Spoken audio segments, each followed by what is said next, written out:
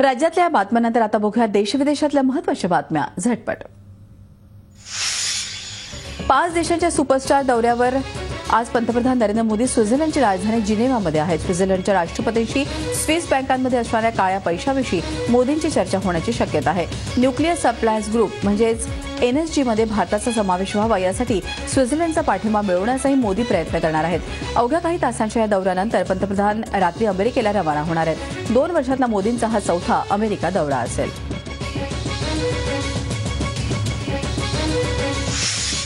7.9% विकास दर हेच देशाच्या प्रगतीचं सर्टिफिकेट असल्याचं पंतप्रधान नरेंद्र मोदी यांनी कतारमध्ये म्हटलं आहे। दोहामध्ये भारतीय समुदायाशी पंतप्रधान मोदींनी संवाद साधला। यावेळी देशाच्या विकासाचा पाढा वाचताना मोदींनी भ्रष्टाचार कमी झाल्याचाही दावा केला। भ्रष्टाचाराची मिठाई रोखली असून आणखी त्यावर वचक बसवणार असल्याचं पंतप्रधानांनी स्पष्ट केलं आहे। तत्पूर्वी भारत आणि कतारमध्ये 7 मोठे करार झाले। या करारानुसार आता व्यापार, इंधन, पर्यटन क्षेत्रात कतार भारताला साथ देणार आहे। याशिवाय काळा पैसा आणि दहशतवादांना आर्थिक मदत रोखण्याबाबतच्या गोष्टींचाही या करारामध्ये समावेश आहे।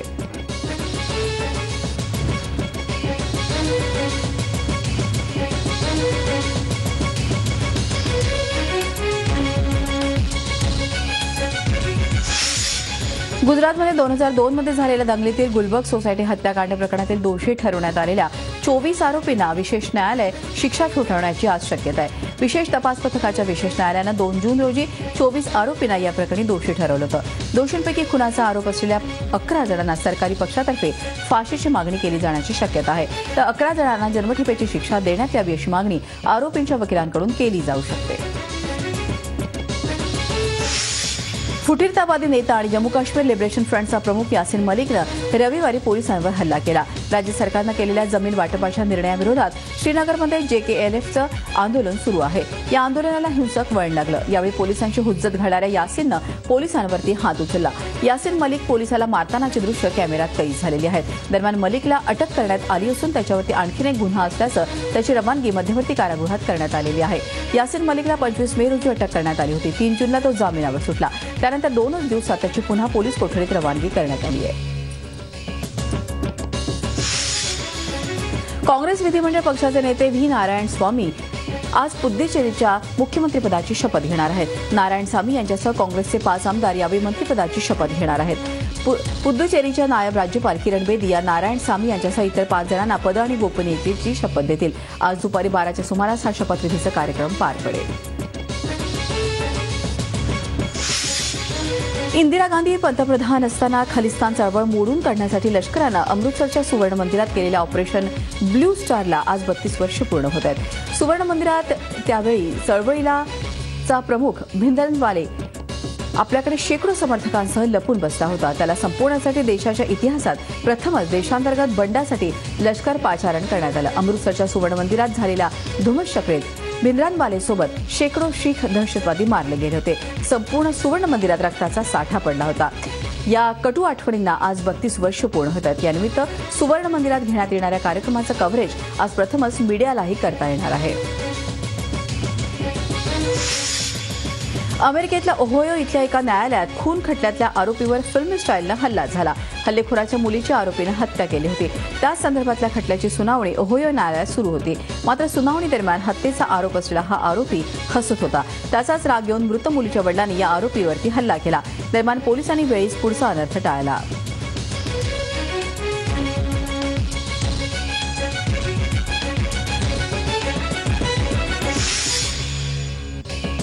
हरियाणात पुन्हा एकदा जाट समाजाच्या आरक्षणासाठी आंदोलन सुरू झालं आहे। गेल्या वेळी झालेल्या आंदोलनाचा अनुभव बघता प्रशासनानं या आंदोलनासाठी चोख पोलीस बंदोबस्त ठेवला आहे। हरियाणात तब्बल 5000 निमलष्करी जवान तैनात करण्यात आले आहेत। रोहतक जिल्हा या आंदोलनाचं केंद्र ठरलंय। शहरातच होम करून आंदोलनाची सुरुवात करण्यात आली। राज्यातल्या 21 पैकी 15 जिल्ह्यात आंदोलनाचा परिणाम दिसण्याची शक्यता आहे।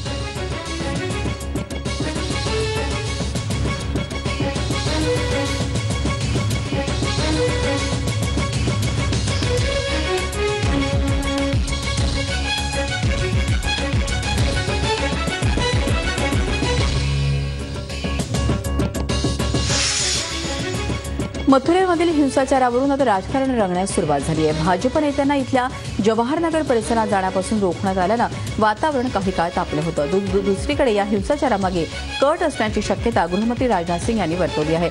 तसंच उत्तर प्रदेश सरकारनं मागणी केल्यास या घटनेची सीबीआय चौकशी करू असंही गृहमंत्र्यांनी म्हटलंय. पश्चिम बंगाल विधानसभा निवडणुकीत मिळालेल्या विजयातून तृणमूल काँग्रेस अजूनही बाहेर आलेलं नाही. तृणमूलच्या कार्यकर्त्यांचा विजयी उन्माद पुन्हा एकदा बघायला मिळाला. या विजयाच्या जोशात तृणमूल काँग्रेस कार्यकर्त्यांनी हवेत केलेल्या गोळीबारात 13 वर्षीय मुलाला गोळी लागली आहे. उत्तर दिनाजपूर इथं ही घटना घडली. काळ्या पैशांविरोधात सरकारनं उचललेल्या ठोस भूमिकेचे आता परिणाम दिसू लागले आहेत. देशातील काळ्या पैशात कमी आल्याचं अँबिट कॅपिटल रिसर्चच्या अहवालातून समोर आलंय. मात्र अजूनही 30 लाख कोटींचा काळा पैसा असून तो जीडीपीच्या 20% असल्याचं यातून उघड झालंय. दिल्लीच्या अपोलो हॉस्पिटलमध्ये पर्दाफाश करण्यात आलेल्या किडनी रॅकेटचे तार शेजारी राष्ट्रांशी जोडले गेलेत. या रॅकेटचे दलाल श्रीलंका, इंडोनेशिया आणि बांगलादेशात जाऊन किडनीचा बाजार चालवत असल्याचा धक्कादायक खुलासा झालाय. या प्रकरणी तपासात सहकार्य करत असल्याचं अपोलो हॉस्पिटल प्रशासनानं म्हटलं आहे. आलेल्या व्यक्ती हॉस्पिटल कर्मचारी असल्याचं स्पष्टीकरण हॉस्पिटलने दिलं आहे.